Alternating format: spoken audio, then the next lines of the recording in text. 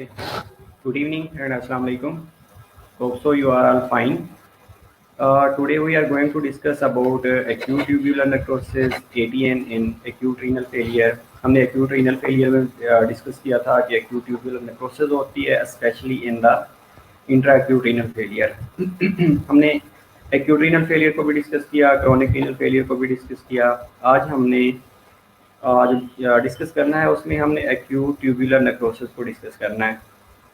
तो do you think कि जो एक्यूट ट्यूबुलर नेक्रोसिस होती है ये कहाँ पे हो सकती है? तो ये बेसिकली जो ट्यूब्यूल्स होते हैं, चाहे वो पीसीटी हो, चाहे वो डीसीटी हो, चाहे वो कलेक्टिंग ट्यूब्यूल्स हो या कलेक्टिंग डक्ट हो, तो उसके अंदर कहीं पे भी नेक्रोसिस होना शुरू हो जाती है, ये सेल डेथ होना शुरू हो जाती है. सेल डेथ वो इस्कीमिया की वजह से हो सकती है, ये सेल डेथ नेफ्रोटॉक्सिसिटी की वजह से हो जाती है.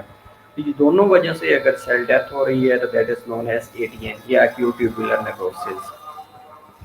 तो यहाँ पे मेनली एक डायग्राम दिखाई गई है, जिस डायग्राम में एफरेंट आर्टरियोल्स हैं, पैरग्लोमेरुलाई है, वोमेन कैप्सूल है. उसके बाद ये जो फिल्ट्रेट होता है ये पीसीटी में मूव करता है, पीसीटी प्रॉक्सिमल कन्वोलेटेड ट्यूब्यूल्स के अंदर.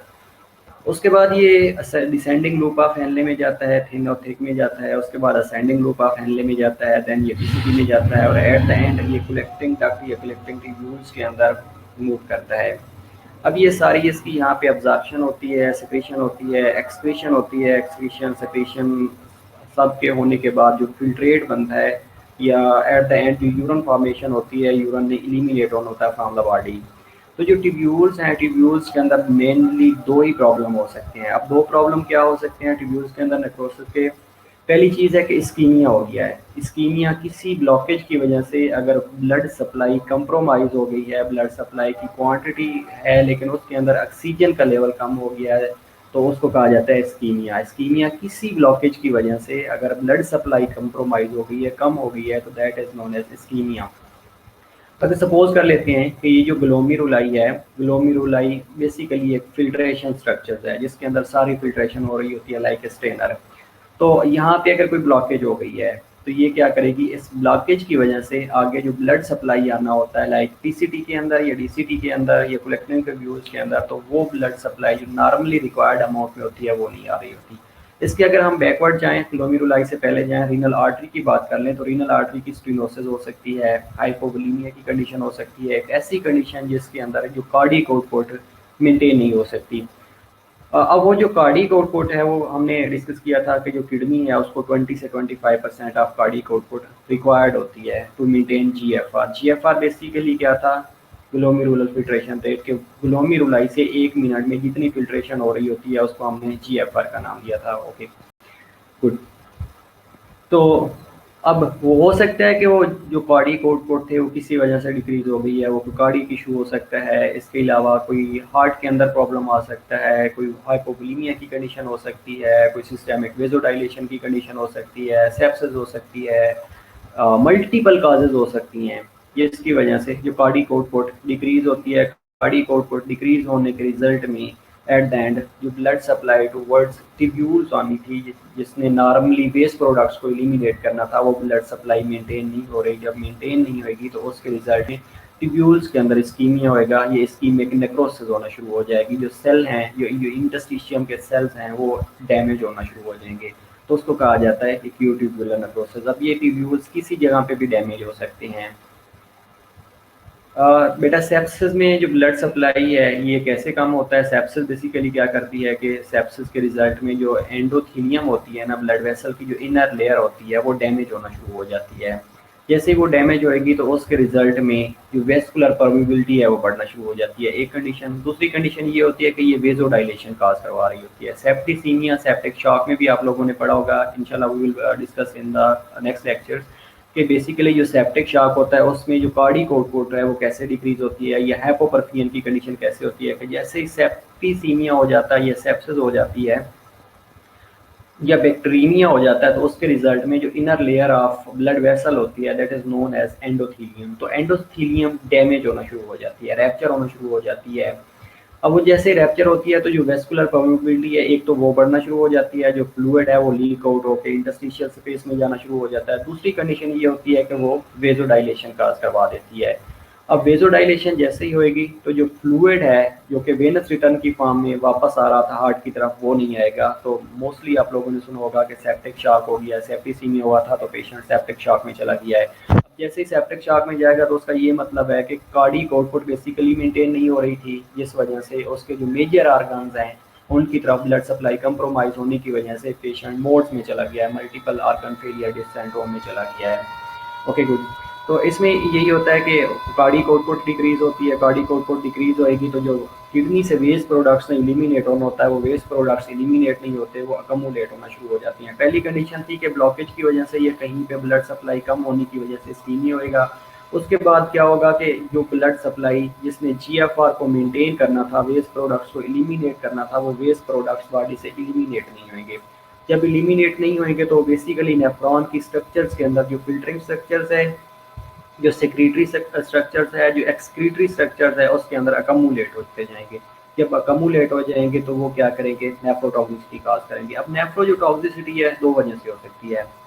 पहली कंडीशन ये है कि कोई एंडोजीनियस काज हो सकती है और कोई एक्सोजीनियस काज हो सकती है। एंडोजीनियस काज का मतलब है कि बॉडी के अंदर ही कोई प्रॉब्लम हो सकता है, बॉडी के अंदर ही कोई सर्टेन केमिकल रिलीज हो सकते हैं जो कि जाके किडनी को डैमेज करना शुरू कर देते हैं। ये कोई सर्टेन एक्सोजीनियस चीज़ें हो सकती हैं, लाइक सर्टेन मेडिकेशन हो सकती हैं जिसमें मेनली कॉमनली अमाइनोग्लाइकोसाइड्स हो सकती हैं। तो ये क्या करते हैं, ये भी जाके नेफ्रोटॉक्सिसिटी काज कर रहे होते हैं। तो ये एक शॉर्ट सा कंसेप्ट है बेसिकली कि जो एक्यूट ट्यूबुलर नेक्रोसिस है ये होती कैसे है। वेल अब हम अगर बैकग्राउंड की बात करें तो लास्ट हमने ये एक्यूट रीनल फेलियर को डिस्कस किया था। रीनल फेलियर में हमने ये कहा था कि अब्रप्ट और rapid decline in the renal function. अब अगर अब्रप्ट या रैपिड या एक ही दम रीनल फंक्शन डिक्लाइन हो गया तो उसको हमने एक नाम दिया था, that is known as acute renal failure. अब उसमें होता बेसिकली क्या है कि ब्लड यूरिया नाइट्रोजन का लेवल बढ़ना शुरू हो जाता है, क्रिएटिनिन कंसंट्रेशन बढ़ना शुरू हो जाती है विद और without decrease in cardiac in urine output usually evidence bye acute renal failure. अब एक्यूट रीनल फेलियर की very good evening. Acute renal failure की हमने जो मेनली सेटिंग्स डिस्कस की थी वो 3 सेटिंग्स डिस्कस की थी। अब वो 3 सेटिंग्स में हमने क्या क्या कहा था कि एक्यूट रीनल फेलियर मेनली या तो pre renal acute renal failure हो सकता है। सेकंड हमने कहा था कि किडनी के अंदर कोई प्रॉब्लम हो सकता है जिसको हमने इंट्रा एक्यूट रीनल फेलियर कहा था। या हमने तीसरी कंडीशन जो आपसे डिस्कस की थी वो ये थी कि जो पैसेज ऑफ यूरिन है उसमें कोई ब्लॉकेज आ जाती है, अगर ब्लॉकेज उसमें आएगी तो उसको हमने डिस्कस किया था कि ये पोस्ट एक्यूट रीनल फेलियर है। तो अब जैसे ही एक्यूट रीनल फेलियर होएगा, एक्यूट रीनल फेलियर को हमने ये डिफाइन किया था कि अब्रप्ट और sudden decline in renal function. Okay, sudden decline in renal function हो गई या अब्रप्ट, तो उसको हमने रीनल फेलियर का नाम दिया था, एक्यूट रीनल फेलियर का नाम दिया था। अब एक्यूट रीनल फेलियर के अंदर बेसिकली हम उस दिन भी डिस्कस कर रहे थे कि मेनली जो इंडिकेटर्स होते हैं वो दो ही होते हैं, एक ब्लड यूरिया नाइट्रोजन होता है, दूसरा लेवल ऑफ क्रिएटिनिन होता है, ये क्रिएटिनिन कंसंट्रेशन हो रही होती है। तो जो यूरिया का लेवल है, ये यूरिया नाइट्रोजन है, ब्लड यूरिया नाइट्रोजन है, ये हम रिलायबल नहीं ले रहे होते। बेसिकली कंसंट्रेशन ऑफ क्रिएटिनिन या क्रिएटिनिन का जो लेवल है ये हम एज रिलायबल रेफरेंस वैल्यू ले रहे होते हैं। अगर ये इंक्रीज हो जाता है, किसी लैब इन्वेस्टिगेशन जो आपने आरएफटी करवाया होता है, रीनल फंक्शन टेस्ट करवाया होता है, उसमें अगर क्रिएटिनिन का लेवल ज़्यादा आ रहा होता है या ब्लड यूरिया नाइट्रोजन का लेवल ज़्यादा आ रहा होता है तो आपके लिए एक इंडिकेटर मिल रहा होता है, आपको एक इंडिकेटर मिल रहा होता है कि ये पेशेंट रीनल फेलियर की तरफ जा रहा होता है। लेकिन उसके बाद हम उसकी काज को आइडेंटिफाई कर रहे होते हैं कि वजह क्या है, उसके पीछे बैकग्राउंड हिस्ट्री क्या है, कि वो इंट्रा की वजह से है, परी की वजह से है या पोस्ट की वजह से है। ठीक है, तो acute renal failure is often transient and completely reversible. ये भी हमने डिस्कस किया था कि एक्यूट रीनल फेलियर जिसमें प्री एक्यूट रीनल फेलियर है जो कि हाइपोवोलीमिया की वजह से हो सकता है, इसके अलावा लो कार्डियक आउटपुट की वजह से हो सकता है, इसके अलावा रीनल स्टेनोसिस की वजह से हो सकता है, सिस्टेमिक वेजोडाइलेशन की वजह से हो सकता है। तो ये सारी कंडीशन अगर हम इनको रिवर्स कर सकते हैं, लाइक हाइपोवोलीमिया की वजह से हो रहा है तो हाइपोवोलीमिया को रिवर्स कर सकते हैं, कार्डियक आउटपुट मेंटेन नहीं हो रही तो आइनोट्रोपिक एजेंट से हम कार्डियक आउटपुट को मेंटेन करवा सकते हैं। तो ये सर्टेन कंडीशन ऐसी हैं जिनमें हम अगर जो अंडरलाइंग काज है उसको ट्रीट कर लेंगे तो जो acute renal pre acute renal failure है दैट इज कम्प्लीटली रिवर्सिबल और ये ठीक हो सकता है।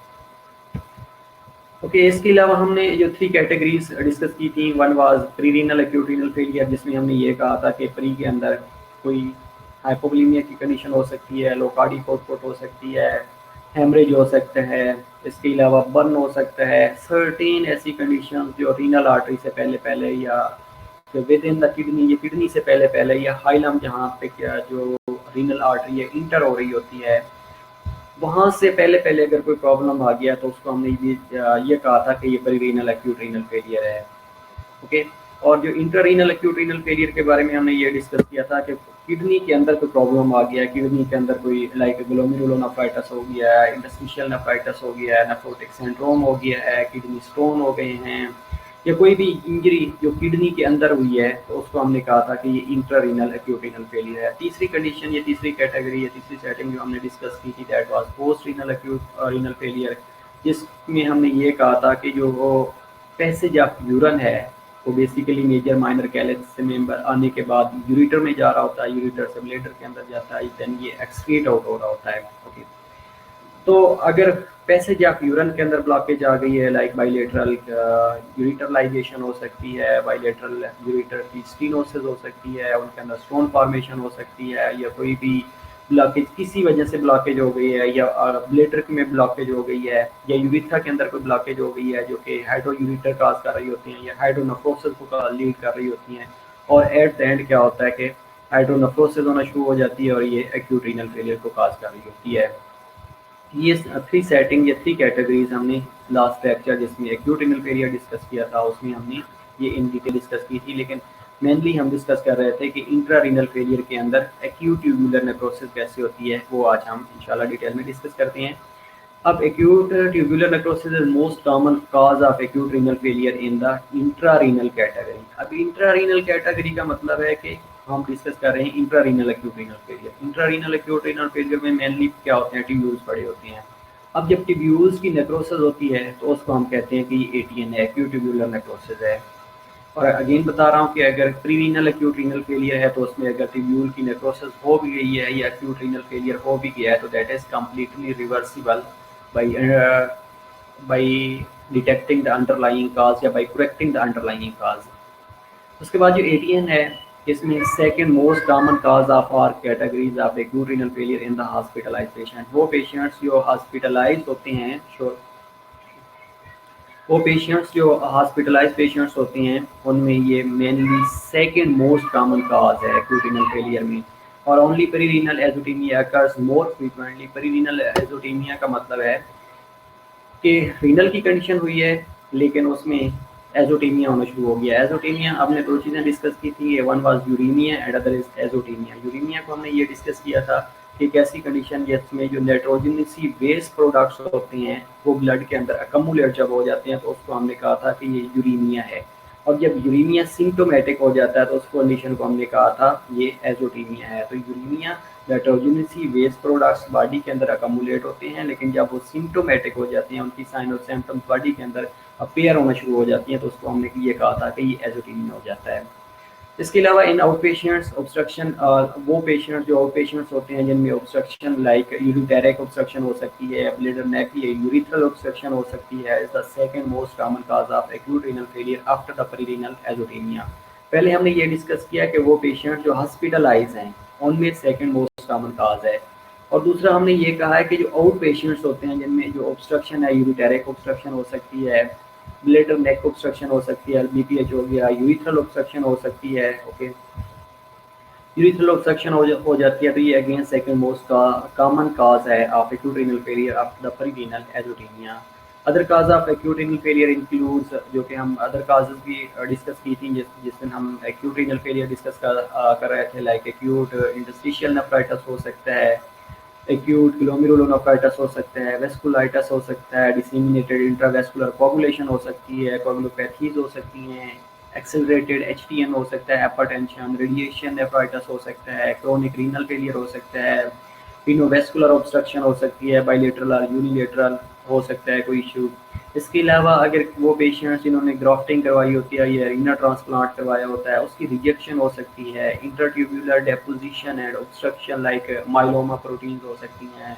इसके अलावा यूरेट अकमुलेट हो सकती हैं, कैल्शियम ऑक्सलेट अकमुलेट हो सकती हैं, क्रिस्टल अकमुलेट्स हो सकती हैं। तो ये क्या कर रहे होते हैं बेसिकली, जैसे ही ये किडनी के अंदर अकमुलेट होंगे तो ये इंट्रा एक्यूट रीनल फेलियर के साथ साथ एटीएन भी काज कर रहे होते हैं। एक्यूट ट्यूबुलर नेक्रोसिस भी काज कर रही होती हैं। Well, causes of acute ATN क्या हो सकती हैं? मेनली एक्यूट इवेंट्स में दो ही चीज़ें हो सकती हैं, जिसमें इस्कीमिक एटीएन हो सकता है या नेफ्रोटॉक्सिक एटीएन हो सकता है। ओके, वेल तो अगर हम इसकी पैथोफिजियोलॉजी के बारे में डिस्कस करें तो ATN usually occurs after an acute ischemic और toxic events and it has a well defined sequence of events. अब ये जो सीक्वेंस ऑफ इवेंट्स हैं ये हमने पहले भी पढ़े हैं कि इनिशिएशन फेज होती है, मेंटेनेंस फेज होती है, रिकवरी फेज होती है। ये बेसिकली एक्यूट रीनल फेलियर के अंदर भी यही हो रहा होता है जो कि हम इंट्रा एक्यूट रीनल फेलियर के अंदर डिस्कस कर रहे थे। इसमें भी यही डिस्कस करना है हमने कि बेसिकली जो इनिशिएशन फेज होती है उसके अंदर क्या होता है कि जब भी इनिशिएशन फेज स्टार्ट होती है तो उसके रिजल्ट में जो जीएफआर है, पहला काम जीएफआर कम होना शुरू हो जाती है। अब जीएफआर क्या था? बेसिकली जीएफआर ये था कि ग्लोमेरुलाई से 1 मिनट में जितनी फिल्ट्रेशन हो रही होती है उसको हमने कहा था ये जीएफआर है। और वो जीएफआर जो नॉर्मली थी वो 125 ml पर मिनट थी, जो कि बाइलेटरल किडनी की थी। और उसके लिए जो नॉर्मल कार्डियक आउटपुट रिक्वायर थी दैट वाज 20 से 25% of cardiac output required amount में था। लेकिन इनिशिएशन फेज कब होएगी? जब जीएफआर कम होएगी, लो लेवल की तरफ चले जाएगी और उसके रिजल्ट में वो वेस्ट प्रोडक्ट्स जो कि क्रिएटिनिन और blood urea nitrogen in natures हैं, उन्होंने किडनी से एलिमिनेट होना होता है। Okay, yes, amount of blood filter by the glomeruli per minute is known as GFR. Exactly, you are right. और इसमें हम बात कर रहे थे इनिशिएशन फेज की। तो जब इनिशिएशन फेज स्टार्ट होएगी तो उसके रिजल्ट में पहला जो काम होएगा जीएफआर कम हो जाएगी। अब जीएफआर कैसे कम हो सकती है? इससे पहले हम अगर जीएफआर कम करवानी है तो उससे पहले हमें क्या करना पड़ेगा कि वो जो कार्डियक आउटपुट है जिसने जीएफआर को मेंटेन करना है वो कम करवानी पड़ेगी।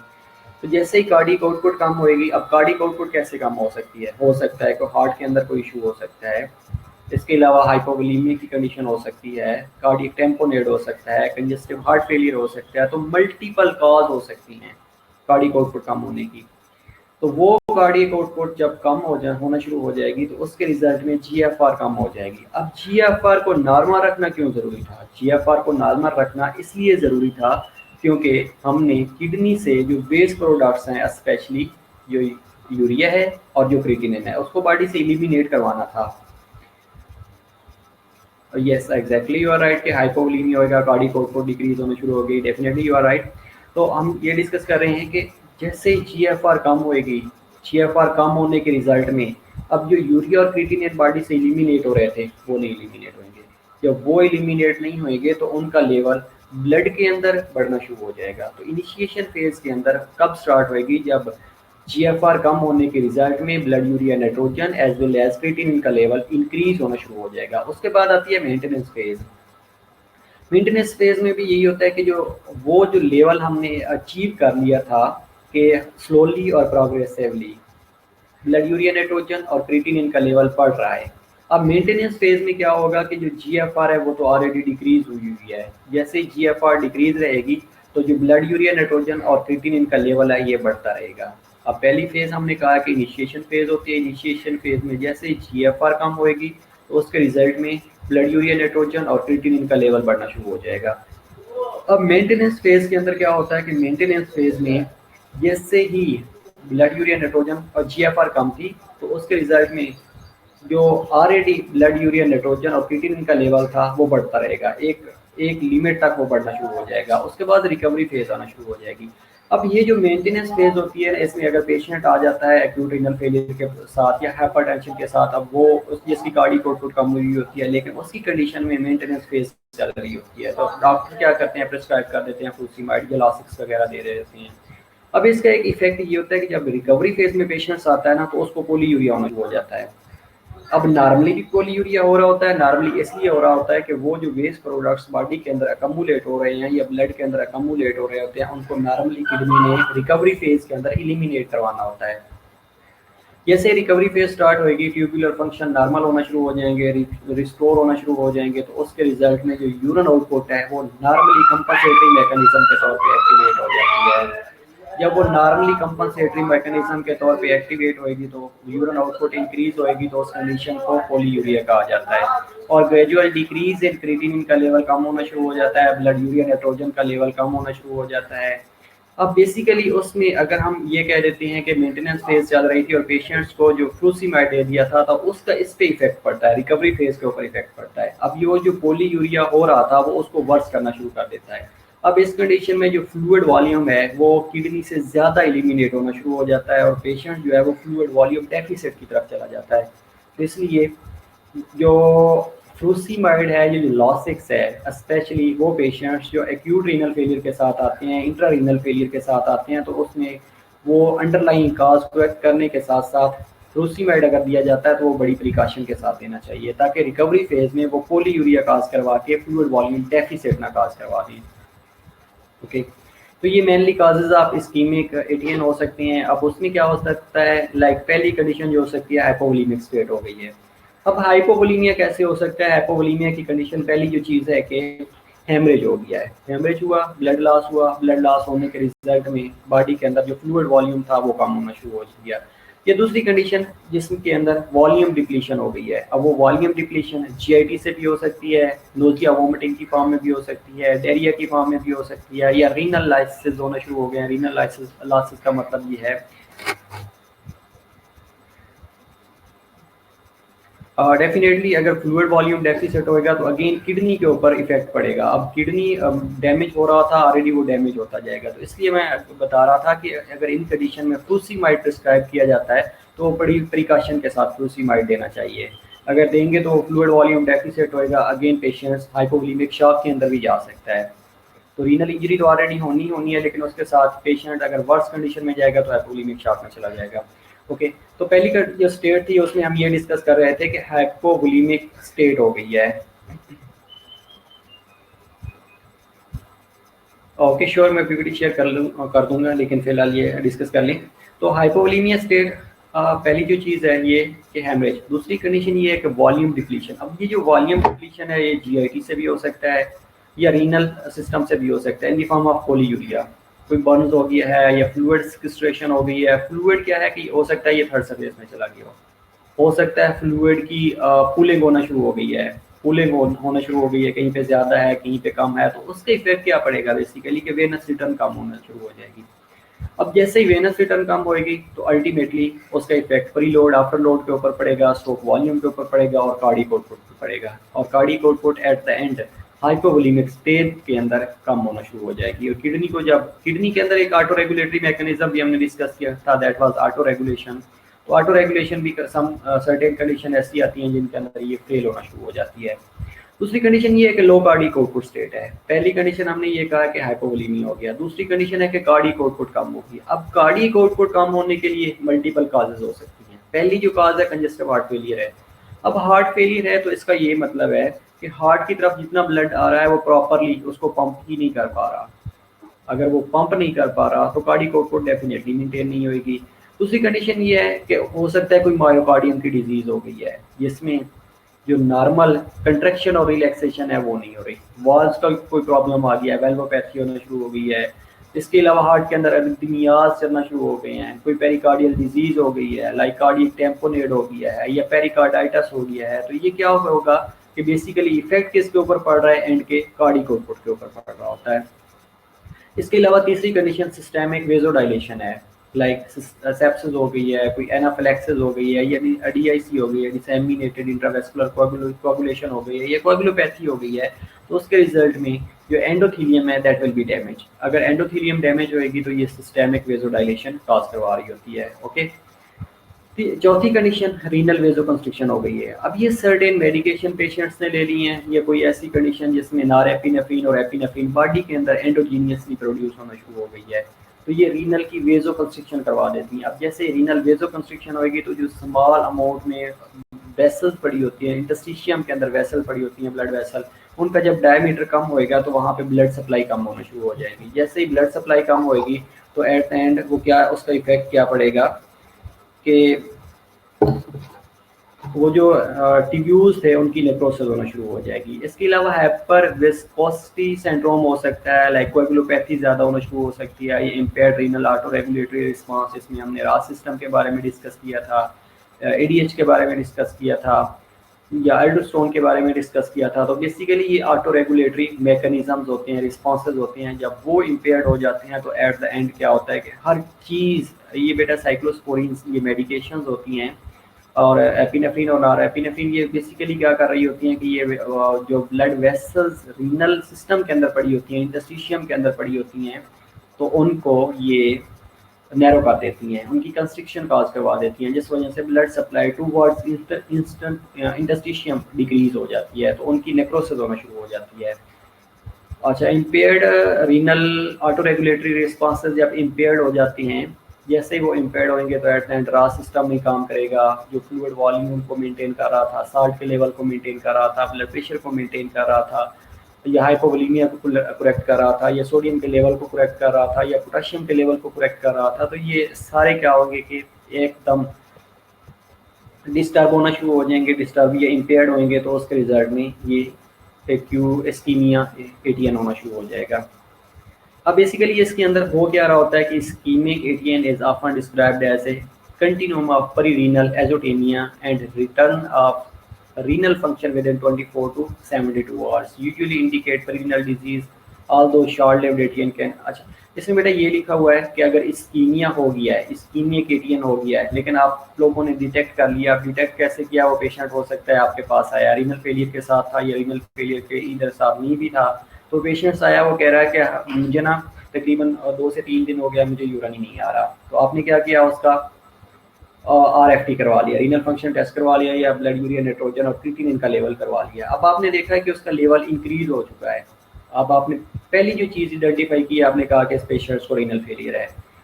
ओके, हाइपर विस्कोसिटी सिंड्रोम में ये होता है कि हो सकता है कि जो वॉल्यूम है ना, जो ब्लड का वॉल्यूम है, वो मोर विस्कस होना शुरू हो गया है किसी भी वजह से, जिसमें वाटर का जो कंटेंट है वो कम होना शुरू हो गया, या जो आरबीसीज का लेवल है वो इंक्रीज हो गया, या जो पीएलडी का लेवल है वो इंक्रीज हो गया। तो ये क्या करते हैं, ये ब्लड को मोर विस्कस कर रहे होते हैं, उनको कहा जाता है हाइपर विस्कोसिटी सिंड्रोम। तो ये मोर विस्कस होने के रिजल्ट में हाइपर विस्कोसिटी सिंड्रोम होने के चांसेस होते हैं। अच्छा, तो इस्कीमिया की बात कर रहे थे, तो 40 टू 72 आवर्स के अंदर पेशेंट्स में एजोटीमिया की सिम्टम्स आना शुरू हो गई हैं, या यूरीमिया हो गया, तो वो पेशेंट आपके पास आया, तो आपने क्या किया? उस पेशेंट्स का ब्लड यूरिया नाइट्रोजन का लेवल करवा लिया है, या क्रिएटिनिन का लेवल करवा लिया है। जैसे ही आपने वो लेवल करवाया तो आपको एक इंडिकेटर मिल गया जिसमें blood urea nitrogen as well as creatinine का लेवल ज़्यादा था, तो आपने ये कहा है कि ये पेशेंट एक्यूट रीनल फेलियर के साथ है। अब एक्यूट रीनल फेलियर के साथ है, तो आपने दूसरी जो चीज़ आइडेंटिफाई करनी है कि एक्यूट रीनल फेलियर तो है, लेकिन है कौन सा? प्री रीनल है, इंटर रीनल है, या पोस्ट रीनल है? जैसे वो आइडेंटिफाई करेंगे तो उसके बाद आपके पहली जो चीज़ माइंड में आएगी, अगर तो है ये परी है चाहे ये इंट्रा है, तो इसमें जो ट्यूब्यूल्स हैं दैट आर मोर इफेक्टेड, जो नेफ्रॉन की स्ट्रक्चर्स हैं जिसमें ट्यूब्यूल्स हैं, जिन्होंने फिल्ट्रेट बनाना होता है, जिन्होंने यूरिया और क्रिएटिनिन को इलिमिनेट करवाना होता है, तो आपके माइंड में ये चीज़ ज़रूर आएगी कि वो भी बॉडी से इलिमिनेट नहीं होंगे और वो ट्यूब्यूल्स को डैमेज करना शुरू कर देंगे। अब पहली कंडीशन जिसमें इनिशिएशन फेज होती है, उसमें हाइपोपरफियन होना शुरू हो जाती है। हाइपोपरफियन का ये मतलब है कि blood supply to that area will be reduced, और जब ब्लड सप्लाई कम होएगी तो उसमें ऑक्सीजन का लेवल अल्टीमेटली कम हो जाएगा। जब ऑक्सीजन का लेवल कम होएगा तो उसके रिजल्ट में वहाँ पे सेलुलर इंजरी होना शुरू हो जाएगी। अब सेलुलर इंजरी जैसे जैसे बढ़ती जाएगी तो उसके रिजल्ट में सेल डेथ होना शुरू हो जाएगी, इसलिए इनको एक्यूट ट्यूब्यूलर नेक्रोसिस बोला जाता है कि नेक्रोसिस होना शुरू हो जाएगी। अब ये जो नेक्रोसिस हो रही है ये बेसिकली हाइपोपरफियन की वजह से हो रही है। अगर इस्कीमिया की कंडीशन है, इस्कीमिया की कंडीशन है, तो उसमें जो नेक्रोसिस हो रही है वो बेसिकली हाइपोपरफियन की वजह से हो रही है। Most prominent in the PCT, proximal tubules that are more affected, and after that thick ascending loop of Henle। उसके बाद PCT के बाद ये ascending loop of Henle effect होना शुरू हो जाएंगे। जैसे जैसे इस्कीमिया बढ़ता जाएगा या हाइपोपरफियन बढ़ती जाएगी तो उसके रिजल्ट में PCT as well as thick ascending limb या loop of Henle that will be affected। तो उसके अंदर इस्कीमिया होता जाएगा, सेल इंजरी होती जाएगी और सेल डेथ होना शुरू हो जाएगी। और इसके रिजल्ट में reduction in the GFR occurs not only from reduced filtration due to hypoperfusion but also from cost and। अच्छा, अब दूसरी कंडीशन इसके अंदर क्या होगी? जैसे सेल इंजरी होना शुरू हो जाएगी ना, तो सेल इंजरी के रिजल्ट में स्मॉल पार्टिकल्स उसके अंदर अकमुलेट होना शुरू हो जाएंगे। वो जो इंजर्ड एरिया था वहाँ से कास्ट निकलना शुरू हो जाएंगी, डेब्रीज निकलना शुरू हो जाएंगी। अब वो डेब्रीज क्या करेगी कि वो जो फिल्टरिंग स्ट्रक्चर्स है उसको ब्लॉक करना शुरू कर देंगी, तो उसके रिजल्ट में इनइफेक्टिव फिल्ट्रेशन होना शुरू हो जाएगी। पहली कंडीशन इनिशिएशन फेज में हमने ये कहा है कि हाइपोपरफियन होएगी। हाइपोपरफियन होने के रिजल्ट में सेल इंजरी होना शुरू हो जाएगी। सेल इंजरी के रिजल्ट में नेक्रोसिस होएगी या सेल डेथ होना शुरू हो जाएगी। अब वो जो सेल डेथ है, ये जो वो इंजरी है, वो मेनली जो इफेक्ट करेगी वो पीसीटी को, प्रॉक्सिमल ट्यूब्यूल्स को इफेक्ट करेगी और ascending thick ascending loop of Henle को इफेक्ट करेगी। जैसे ये डैमेज होएंगे तो डैमेज होने के रिजल्ट में वहाँ से स्मॉल स्मॉल जो डेब्रीज है ना, वो जो सेल इंजर हो चुके हैं, जो जो वो लाइनिंग ऑफ ब्लड वेसल इंजर हो चुकी है, तो उसके रिजल्ट में वहाँ से डेब्रीज निकलना शुरू हो जाती हैं। अब वो डेब्रीज क्या करती हैं, वो फिल्टरिंग स्ट्रक्चर्स को ब्लॉक करना शुरू कर देती हैं। जैसे ही वो फिल्टरिंग स्ट्रक्चर्स ब्लॉक होएगी तो उसके रिजल्ट में इनइफेक्टिव फिल्ट्रेशन होना शुरू हो जाएगी। अब इन इफेक्टिव फिल्ट्रेशन जैसे ही होएगी तो जो हाइपोपरफियन है वो वर्स होना शुरू हो जाएगी। नाइट्रिक ऑक्साइड अकमुलेट होने शुरू हो जाएंगे। उसके रिजल्ट में ये डिक्रीज प्रोडक्शन ऑफ वेजोडाइलेटर्स, इसमें नाइट्रिक ऑक्साइड है या प्रोस्टासाइक्लिन्स हैं, ये प्रोड्यूस होना शुरू हो जाएंगी। और ट्यूबुलर जो एपिथेलियम है, इनके अंदर फर्दर वेजो कंस्ट्रिक्शन होएगी और हाइपोपरफियन होना शुरू हो जाएगी। अब हाइपोपरफियन जैसे ही होएगी या वेजो कंस्ट्रिक्शन होएगी तो उसके रिजल्ट में उस एरिया तक जो ब्लड सप्लाई है वो कम होना शुरू हो जाएगा। अब जितना ब्लड सप्लाई कम होएगा उतनी नेक्रोसिस वर्स होना शुरू हो जाएगी। ये इनिशिएशन फेज के अंदर हो रहा था। अब जो दूसरी कंडीशन है उसमें मेंटेनेंस फेज हो रही होती है। अब जो मेंटेनेंस फेज होती है ये बेसिकली 1 से 2 हफ्ते रन करती है, 1 से 2 हफ्ते चलती रहती है। इसमें क्या होता है कि जो जीएफआर होती है ना, वो बॉडी के किडनी के अंदर जो ऑटो रेगुलेटरी मैकेनिज्म्स है, मोस्टली जो ऑटो रेगुलेशन है, उसके थ्रू जो जीएफआर है उसको स्टेबलाइज करने की कोशिश की जा रही होती है। जो किडनी होती है थ्रू ऑटो रेगुलेटरी मैकेनिज्म या थ्रू ऑटो रेगुलेशन 1 से 2 वीक के अंदर जीएफआर को मेंटेन करने की कोशिश कर रही होती है। और जो जितने भी वेस्ट प्रोडक्ट्स जिसमें यूरिया और क्रिएटिनिन का लेवल है जो अकमुलेट हो चुके होते हैं, उनको इलिमिनेट करवाने की कोशिश कर रही होती है। यूरीमिक कॉम्प्लिकेशंस टिपिकली डेवलप, इस फेज के अंदर यूरीमिक कॉम्प्लिकेशन डेवलप होना शुरू हो जाती हैं। इसके अलावा यूरीमिया जैसे ही डेवलप होएगा तो जो किडनी के अंदर वेस्ट प्रोडक्ट्स हैं बेसिकली वो अकमुलेट होना शुरू हो जाते हैं। और ट्यूबुलोग्लोमेरुलर फीडबैक जो नॉर्मल रोल प्ले कर रहा होता है ताकि इफरेंट आर्टियोल्स बाय मिकोला डेंसा सेल्स, ताकि जो साल्ट का लोड है वो इंक्रीज हुआ था, ये डिस्टल ट्यूब्यूल्स के अंदर जो प्रॉब्लम क्रिएट हुआ था उसको एलिमिनेट करवाया जा सके, वो भी फेल होना शुरू हो जाएगा। उसके बाद तीसरी कंडीशन आती है रिकवरी फेज। अब रिकवरी फेज के अंदर ये होता है कि regeneration of tubular epithelium cell. अब जो रिकवरी फेज होती है इसमें ये होता है कि जो ट्यूब्यूल्स होते हैं वो रिकवर होना शुरू हो जाती हैं। इसमें अब नॉर्मल डायूरेसिस होती है जो कि मोस्टली पॉलीयूरिया नेचर होती हैं।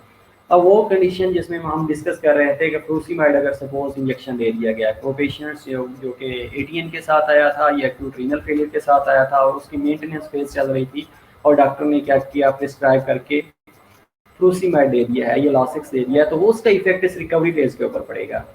अब नॉर्मली जो पॉलीयूरिया होना है उसने तो होना ही होना है, उसने जो वेस्ट प्रोडक्ट्स हैं एलिमिनेट होने ही होने हैं रिकवरी फेज के अंदर, क्योंकि इसमें जो ट्यूब्यूल्स हैं या ट्यूबुलर एपिथेलियम है वो रीजनरेट कर रहे होते हैं। उनकी रीजनरेशन के रिजल्ट में जितना भी फ्लूइड या जो साल्ट या जितने वेस्ट प्रोडक्ट्स अकमुलेट हो गए थे उनको एलिमिनेट करवाना होता है।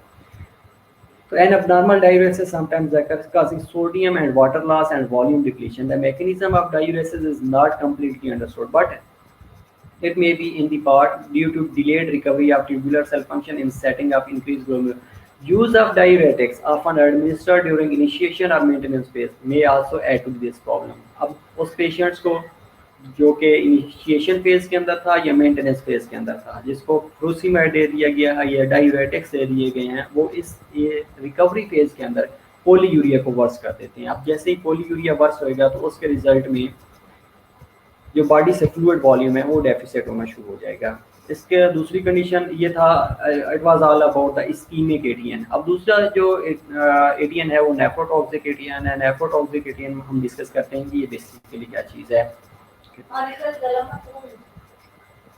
दूसरी कंडीशन जो है, ये kidney is good target for toxin, not only does it A rich blood supply receiving 20-25% of cardiac output. मैंने पहले भी डिस्कस आप लोगों से किया था ओके कि जो कार्डियक आउटपुट है नॉर्मली जो किडनी को रिक्वायर्ड होती है ये 20 से 25% रिक्वायर्ड होती है। इसलिए रिक्वायर्ड होती है क्योंकि इसमें जो वेस्ट प्रोडक्ट्स होते हैं या टॉक्सन होते हैं उनको इसने इलिमिनेट करवाना होता है by the glomerular filtration as well as tubular secretion के थ्रू वेस्ट प्रोडक्ट्स को एलिमिनेट करवा रही होती हैं।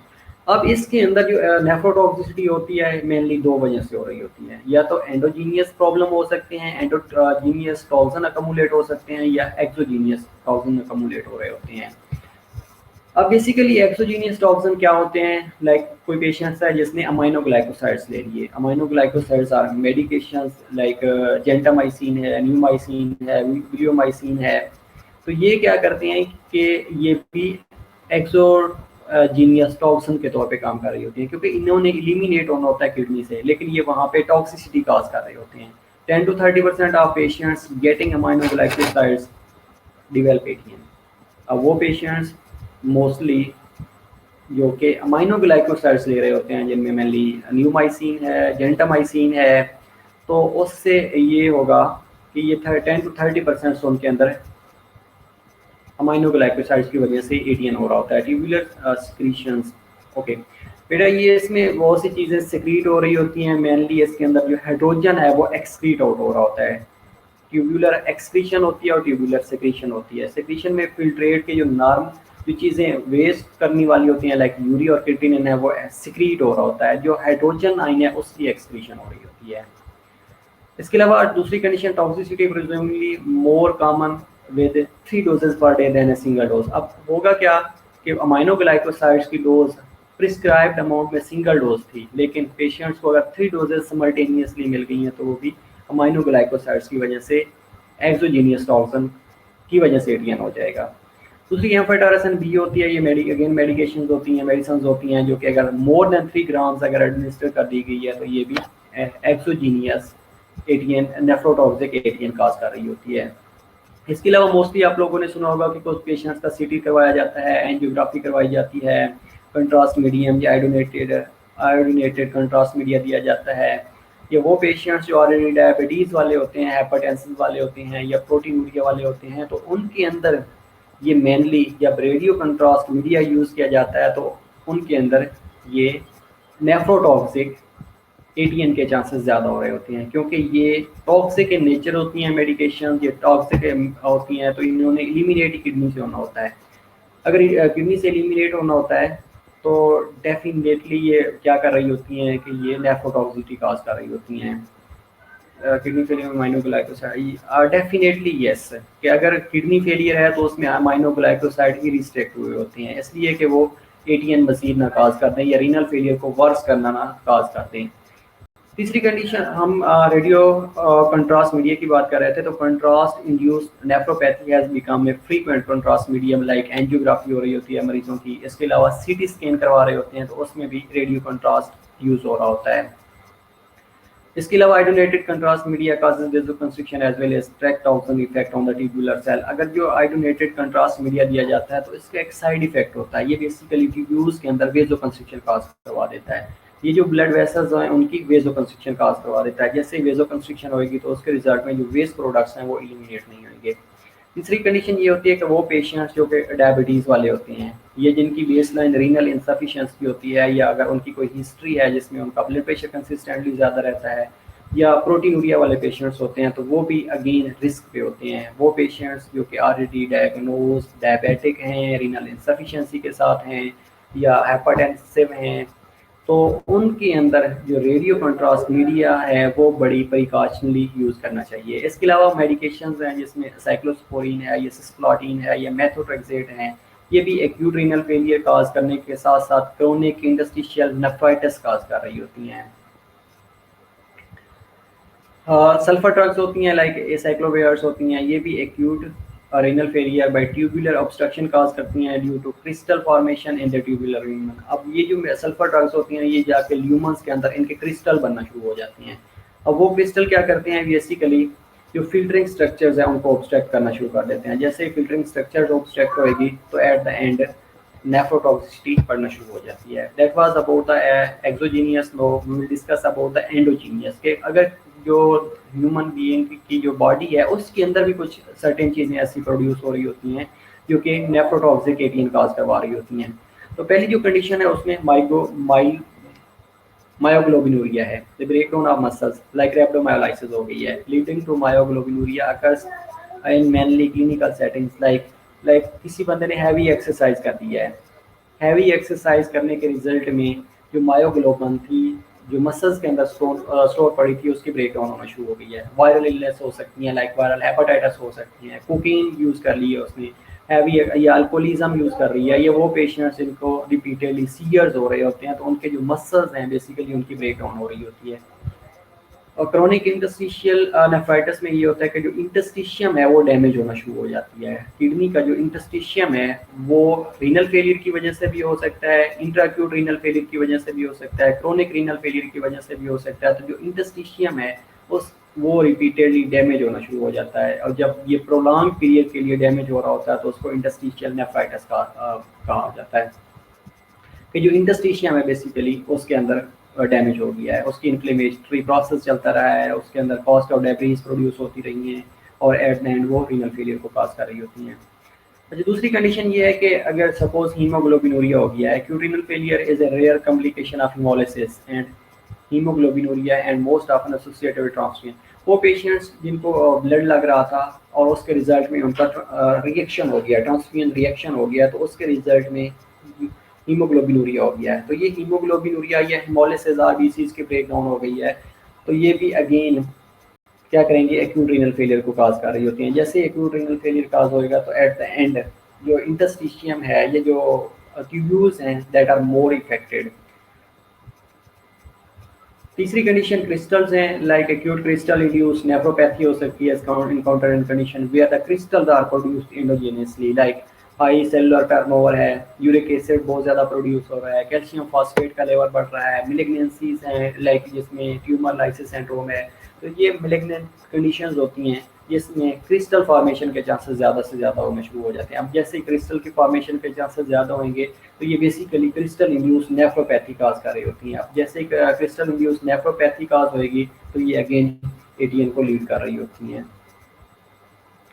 वेल तो that condition is nephrotoxic ATN, जिसमें पैथोफिजियोलॉजिकल जो फीचर्स हैं मेनली वो ischemic ATN are shared by nephrotoxic forms and has the same three phases।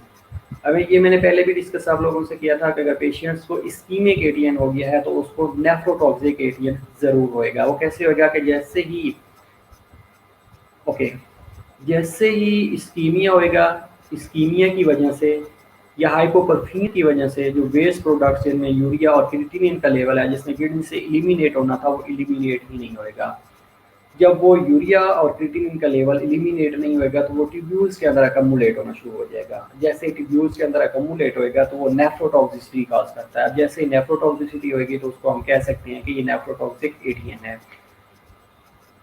Multiple mechanism इसके हो सकते हैं नेफ्रोटॉक्सिक इंजरी के, लाइक कोई डायरेक्ट इंजरी हो सकती है, इंट्रारीनल वेजोकंस्ट्रिक्शन हो सकती है, इंट्रारीनल फेलियर हो सकता है।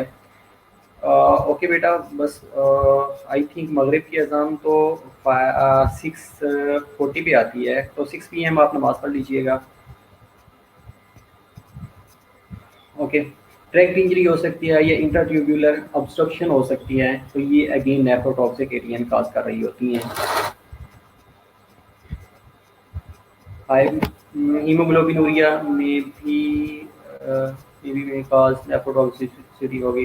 डेफिनेटली अगर हीमोग्लोबिनूरिया हो गया है तो उसमें ये होता है कि डेब्रीज बनना शुरू हो गई है या अग्लूटिनेशन ऑफ ब्लड की होना शुरू हो गई है, तो उसने फिल्ट्रेशन में से गुजरना, फिल्ट्रेशन स्ट्रक्चर में से गुजरना होता है ना।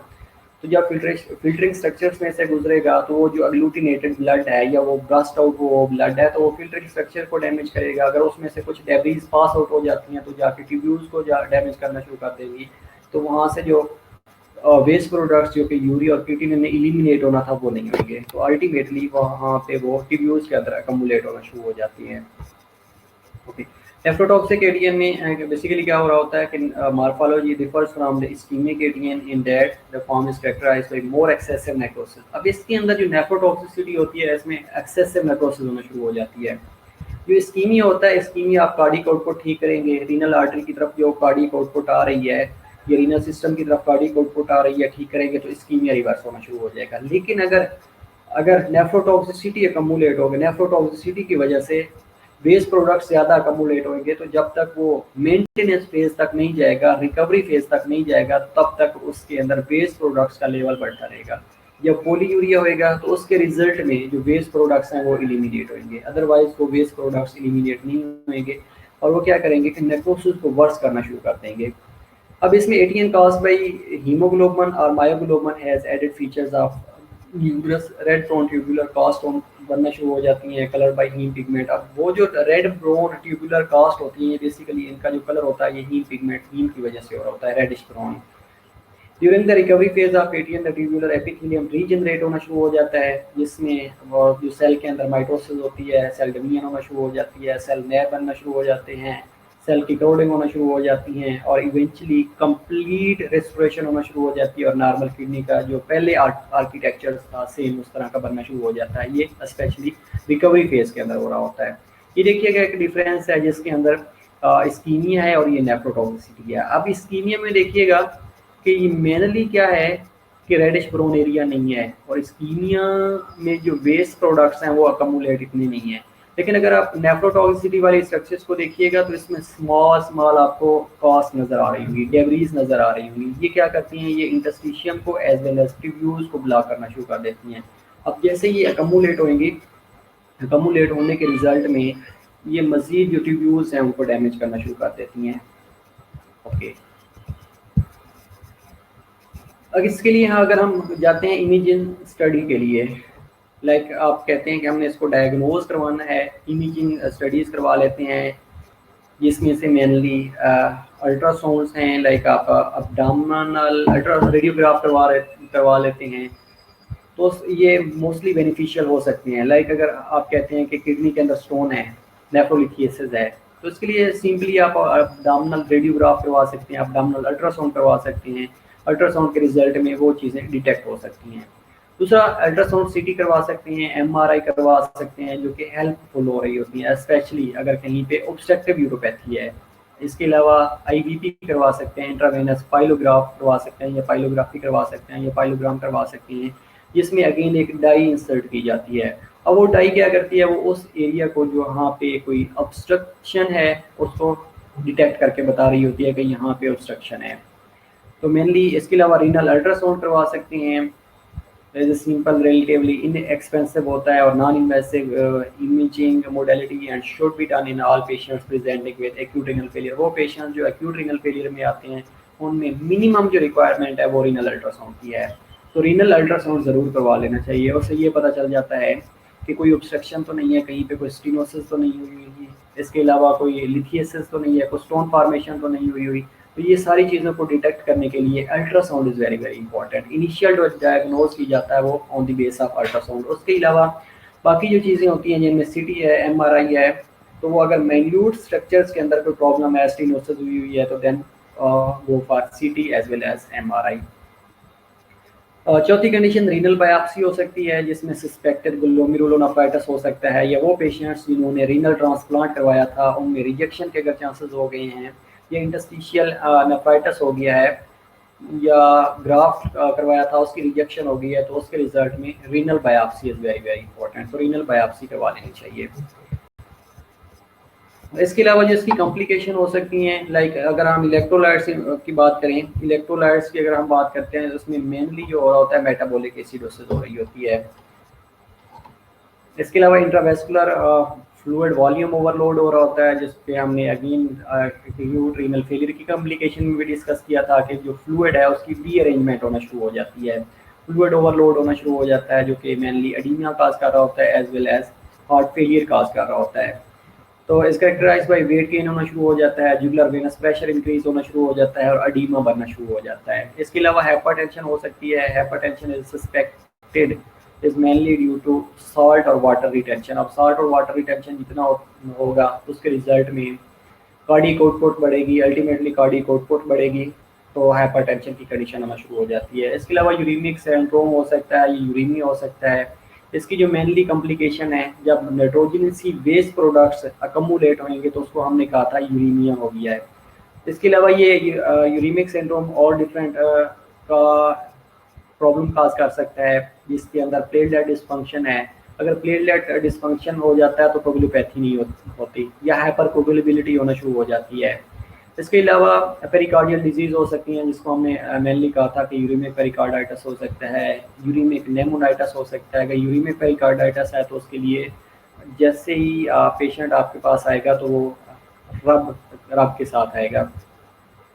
GI सिम्टम्स हो सकती हैं जिनमें नोजिया, वॉमिटिंग हो सकती है, क्रैम्पिंग हो सकती है। इसके अलावा अगर न्यूरोलॉजिकल सिम्टम्स की तरफ जाएंगे तो लिथर्जी होती है पेशेंट्स के अंदर, कन्फ्यूजन होती है, एस्ट्रेक्सिस होती है। एस्ट्रेक्सिस में ये होता है कि फ्लैपिंग ऑफ जो फिंगर्स हैं वो हो रही होती है, लाइक ए बर्ड के जो फीदर्स होते हैं जैसे वो फ्लैप कर रहे होते हैं, इसी तरह जो हैंड्स हैं इनकी जो फिंगर्स हैं वो फ्लैप कर रही होती हैं। सीजर्स होना शुरू हो सकती हैं। इसके अलावा अनीमिया हो सकता है। अनीमिया में ये है कि erythropoiesis is reduced in acute renal failure के एरिथ्रोपोएटिन जो किडनी से सेक्रीट हो रहा था, एक हार्मोन था जिसने एरिथ्रोपोएसिस करवानी थी, वो एरिथ्रोपोएसिस नहीं होगी। जब एरिथ्रोपोएसिस नहीं होगी तो अल्टीमेटली अनीमिया डेवलप होना शुरू हो जाता है। इसके अलावा मेनली इन्फेक्शन हो सकता है। इन्फेक्शन में ये है कि अगर इंडिवेलविंग कैथीटर यूज़ कर रहे हैं या इंट्रावीनस कैथीटर यूज़ कर रहे हैं या आईवी लाइन रिपीटेडली ले रहे हैं या आईवी कैनुलेशन कर रहे हैं या कोई आईवी मेडिकेशन ले रहे हैं जो कि रिपीटेडली नीडल प्रेक कर रहे हैं, तो उसके रिजल्ट में इन्फेक्शन होने के ज़्यादा से ज़्यादा चांसेस होती हैं। अब इसको अगर मैनेज करना है तो मैनेज कैसे किया जा सकता है? पहली कंडीशन मैनेज करने की कि हमने किडनी को फर्दर इंजरी से प्रिवेंट करना है। ओके बेटा, प्लेटलेट डिसफंक्शन में ये होता है कि समटाइम्स जो प्लेटलेट्स होते हैं इनके अंदर हाइपर कोगुलेबिलिटी होना शुरू हो जाती है, यानी ये कोगुलेशन प्रोफाइल को ज़्यादा कर देती हैं। अब प्लेटलेट्स का काम क्या होता है कि कहीं पे ब्लड वैसा रैप्चर हुई है तो ब्लीड हो रहा है तो उस वहाँ पे इसमें क्लॉट फॉर्मेशन बनानी होती है। अब अगर इसकी हाइपर कोगुलेबिलिटी हो गई है, हाइपर कोगुलेबिलिटी का मतलब है कि मोर ब्लड विस्कस हो गया due to increase level of platelet, तो जो ब्लड नॉर्मली मूव कर रहा होता है वो हाइपर विस्कसिटी की वजह से मूव नहीं कर सकता। ये सम कंडीशन ऐसी आती हैं जिनमें जो प्लेटलेट्स हैं वो डिसफंक्शन होना शुरू हो जाती हैं, तो जो उनका नॉर्मल मैकेनिज्म ऑफ कोगुलेशन है वो नहीं रहता। तो कहीं पे अगर ब्लड वेसल रैप्चर हुई है तो वहाँ पे कोगुलेशन नहीं होगी, वो ब्लीड होता रहेगा। ये कंडीशन हो सकती हैं प्लेटलेट्स की। अच्छा, पहली कंडीशन जो मैनेजमेंट के रिलेटेड हम बात कर रहे थे, तो मेनली जो पहली कंडीशन है उसमें क्या करना है कि किडनी को फर्दर इंजरी से प्रिवेंट करना होता है कि किडनी फर्दर फ्रैक्चर ना हो। अब दूसरी जो पॉसिबल कंडीशन ये होती है कि वो मेडिकेशंस जो कि नेफ्रोटॉक्सिक in नेचर है, जिन्होंने किडनी को मजीद डैमेज करना है, उन मेडिकेशंस को डिसकंटिन्यू करवाएं, स्टॉप करवाएं। अब वो मेडिकेशन जिनमें अमाइनोग्लाइकोसाइड्स आती हैं, जिनमें साइक्लोस्पोरिन्स आती हैं, जिनमें साइक्लोवेयर्स आती हैं, तो ये क्या करती हैं, ये बेसिकली ये नेफ्रोटॉक्सिसिटी काज कर रही होती हैं। ऐसी मेडिकेशंस जो कि नेफ्रोटॉक्सिसिटी काज करती हैं उनको डिसकंटिन्यू करवाना चाहिए। तीसरी condition, the only true indication for diuretic use in the volume overload. अगर वॉल्यूम ओवरलोड हुआ है तो उसके लिए ट्रू इंडिकेटर ढूंढें कि उसमें हम डाययूरेटिक्स दे सकते हैं या नहीं दे सकते। अगर मैं अगेन बता रहा हूँ कि ऐसी कंडीशन जिसमें एक्यूट रीनल फेलियर के साथ पेशेंट आता है और वो रिकवरी फेज में होता है, मेंटेनेंस फेज में होता है, इनिशिएशन फेज में होता है, अगर उसको डाययूरेटिक्स दे दिए जाते हैं तो उसका इफेक्ट रिकवरी फेज के ऊपर पड़ता है। वो मेडिकेशंस वहाँ पे रहती हैं, एलिमिनेट नहीं होती, और जब से ही पेशेंट्स की रिकवरी फेज चल रही होती है तो उसमें वो पोलीयूरिया काज करवा रही होती हैं, जिससे फ्लूइड वॉल्यूम डेफिसिट होने के चांसेस होती हैं। अब जो इसमें मैनेजमेंट में तीसरी चौथी चीज़ है कि जैसे फ्रोसीमाइड दे सकते हैं, लुटानाइड दे सकते हैं, और कॉमनली यूज डाययूरेटिक्स। ये डाययूरेटिक्स होते हैं जो कि कॉमनली दिए जा रहे होते हैं। इसके अलावा डायलिसिस ट्रीटमेंट है। अगर फ्लूइड ओवरलोड हो गया है, वॉल्यूम ओवरलोड हो गया है, एडीमा की कंडीशन हो गई है, या नाइट्रोजनसी बेस्ड प्रोडक्ट्स बहुत ज़्यादा अकमुलेट हो चुके हैं जो कि एलिमिनेट नहीं हो रहा है, तो उन कंडीशन में डायलिसिस करवाना चाहिए। अब वो डायलिसिस ट्रीटमेंट फ्लूइड ओवरलोड को भी ट्रीट किया जा रहा होता है, साल्ट और वाटर की अगर रिटेंशन हुई है तो उसको भी एलिमिनेट किया जा रहा होता है। इसके अलावा अगर डाययूरेटिक्स एक्सेसिव अमाउंट में दे दिए थे जिनका इफेक्ट रिकवरी फेज के ऊपर पड़ना था तो वो भी एलिमिनेट हो सकती हैं। इसके अलावा वो पेशेंट्स जिनको अनीमिया हुआ था तो उनमें ब्लड ट्रांसफ्यूजन भी दे सकते हैं, ब्लड ट्रांसफ्यूजन भी रिक्वायर्ड होती है, लेकिन अनीमिया को ट्रीट करने के लिए आर्टिफिशियल जो प्रीपेयर्ड एरिथ्रोपोएटिन आता है वो भी इंजेक्ट किया जा रहा होता है ताकि एरिथ्रोपोएसिस हो और अनीमिया को ठीक किया जा सके। एंड वाली कंडीशन जो है इन्फेक्शन है। इन्फेक्शन में जो मेनली एंटीबायोटिक्स होते हैं वो प्रिस्क्राइब किए जा रहे होते हैं, जिनमें थर्ड जनरेशन सेफेलोस्पोरिन्स हैं, लाइक सेफ्ट्राइएक्सोन है, लेकिन अगेन इसमें मैं बता रहा हूँ कि इन्फेक्शन अगर है तो उसको ट्रीट करने के लिए अमाइनोग्लाइकोसाइड्स कंट्रा इंडिकेटेड होते हैं, इसलिए कि ये नेफ्रोटॉक्सिसिटी काज कर रही होती हैं। That was about the ATN acute tubular necrosis, जो कि आज हमने डिस्कस किया है बेसिकली कि एक्यूट ट्यूबुलर नेक्रोसिस को एक सम अप कर लेते हैं कि ये बेसिकली हो कैसे रहा होता है। एक्यूट ट्यूबुलर नेक्रोसिस एक ऐसी कंडीशन होती है जिसमें जो किडनी के अंदर ट्यूब्यूल्स पड़े होते हैं वो डैमेज होना शुरू हो जाती हैं। अब वो डैमेज कैसे हो सकती है, मेनली दो वजह हो सकती हैं, या तो वो इस्कीमिया की वजह से डैमेज हो रहे होते हैं, अगर इस्कीमिया की वजह से डैमेज हो रहे होते हैं तो उनको इस्कीमिक एटीएन कहा जाता है। अब दूसरे जो होते हैं वो नेफ्रोटॉक्सिसिटी की वजह से हो रहे होते हैं। अब नेफ्रोटॉक्सिसिटी में या तो कोई एंडोजीनियस प्रॉब्लम है, एंडोजीनियस टॉक्सिन प्रोड्यूस हो रहे होते हैं, या एक्सोजीनियस टॉक्सिन प्रोड्यूस हो रहे होते हैं। अब जो भी टॉक्सिन प्रोड्यूस हो, चाहे वो एंडोजीनियस है या एक्सोजीनियस है, उनको एलिमिनेट होना होता है किडनी से। अगर किडनी से एलिमिनेट नहीं होंगे तो वो ट्यूब्यूल्स के अंदर अकमुलेट होंगे, ट्यूब्यूल्स की इंजरी करना शुरू कर देंगे, इंजरी के रिजल्ट में नेक्रोसिस होना शुरू हो जाएगी, नेक्रोसिस होगी तो उसको नेफ्रोटॉक्सिक एटीएन कहा जाता है। तो ये आज के लेक्चर के बारे में था। अगर आपके पास कोई क्वेरी हो तो आप ऑन द व्हाट्सएप ग्रुप भी डिस्कस कर सकते हैं। बाकी इंशाल्लाह मैं ये लेक्चर्स आपको व्हाट्सएप ग्रुप में शेयर कर दूंगा। इसके अलावा नेक्स्ट जो हम कंटिन्यू करेंगे इंशाल्लाह वो यूरिनरी रिटेंशन है। Okay, we will also discuss on the board ना एज वेल आफ्टर लॉकडाउन इंशाल्लाह। तो इसके बाद हमने यूरिनरी रिटेंशन के बारे में डिस्कस करना है। तो इंशाल्लाह see you in the on next class, और अपना ख्याल रखिएगा। Okay, bye bye.